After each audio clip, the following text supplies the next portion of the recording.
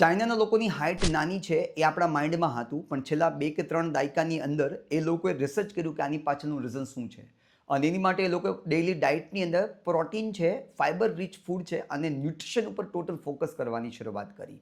સાથે સાથે એવા લોકો જે લોકો ભેળસેળ વધારે પડતે કરે છે એ લોકોના લાયસન્સ રદ કર્યા અને મોટાભાગના લોકોને એ લોકોએ ભારી સજા આપવાની શરૂઆત કરી. અને એની સામે ભારતમાં જોવા જાઓ ભારતમાં દરેક વસ્તુમાં અત્યારે મિલાવટ છે. સમજો તહેવારમાં આપણે ત્યાં મીઠાઈ અને પનીર સૌથી વધારે ખવાય છે. હવે તહેવારમાં ભેંસ અને ગાયને ખબર થોડી પડે છે કે મારે દૂધ વધારે દેવું પડે. એનો મિનિંગ છે કે જે પણ ખાઈએ છીએ એ મોટાભાગનું મિલાવટવાળું ખાઈએ છીએ. અને જેના કારણે ભારતમાં હેલ્થની કન્ડિશન છે એ દિવસે તે દિવસે ખરાબ થતી જાય છે. અત્યારનો 127 કન્ટ્રીના જે સર્વે થયો એમાં ભારત છે એ ન્યુટ્રિશન ડેફિશિયન્સીમાં મીન્સ કે ઉણપમાં 105 નંબર ઉપર છે. અને એનું પાછળનું સૌથી મોટું રીઝન છે એ આપણી ખેતીમાં જે ભેળસેળ અને બીજું ખોરાકમાં જે ભેળસેળ, જેના કારણે ભારતના લોકોની દિવસે દિવસે હાઇટ ઘટતી જાય છે અને હેલ્થના ચેલેન્જીસ પણ વધતા જાય છે.